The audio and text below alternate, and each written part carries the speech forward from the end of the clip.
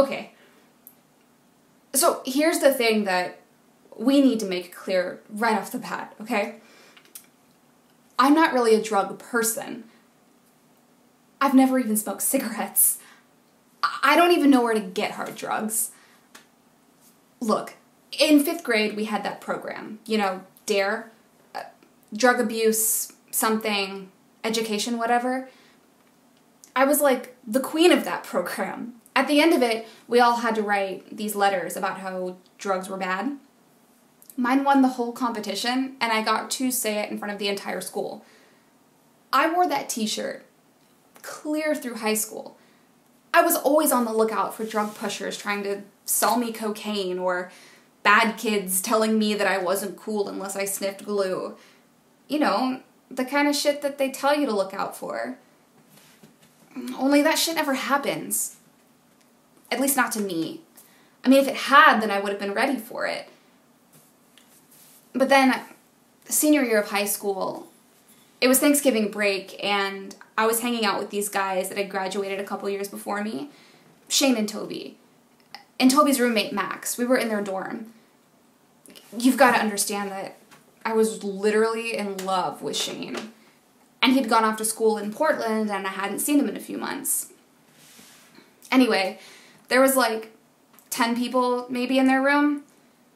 They were all drinking and catching up, and after a while it started to wind down, and it was just me and the 3 of them, and they decided to smoke some weed.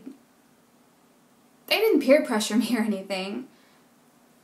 They asked if I wanted some, and I said yes.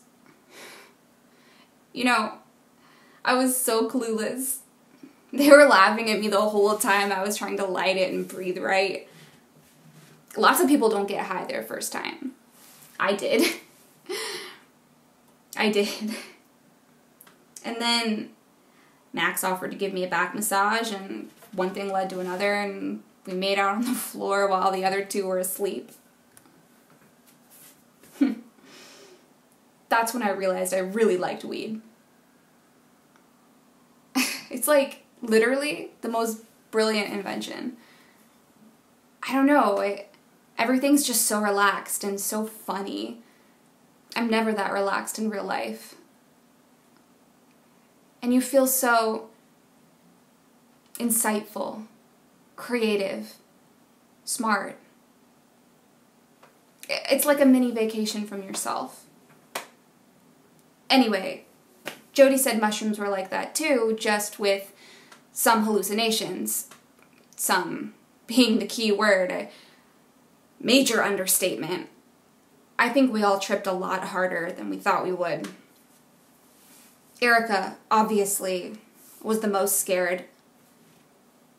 I mean, I figured that because I knew I was tripping, I couldn't be freaked out, right?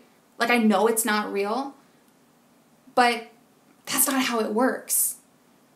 Because even though you know it's not real, and it should be just like watching TV, but without the screen, somehow you still believe it is. And against your better judgment, you just fall into it. And when you're tripping, it has this way of making everything impossible seem totally possible, even likely. I don't know. Man, I wish I could help her. I wish I could help you. I wish I knew what happened. She was there, and then she wasn't. She disappeared like a magic trick. I truly don't know. I don't know where she is, and I don't know what happened to her. Jody? Why would Jody do anything to her? She was with me the whole time, chasing imaginary cats. Erica's our friend. Why would we want to hurt her? Sorry. I know.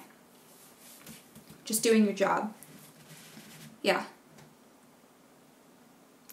Yeah, I guess. Yeah, I mean, yes. Yeah, she had some problems. She took her medication. She went to therapy. I mean, yeah, I feel guilty as hell for giving her drugs. Like, I should have realized her brain wasn't the same as other people's. But what do you do when someone thinks that something crazy just might help them? She wanted the experience. How do you say no to someone like that? I don't know how bad it was.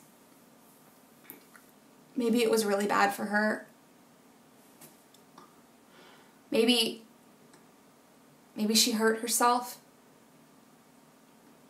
Maybe everything that she saw was too much and it pushed her over the edge.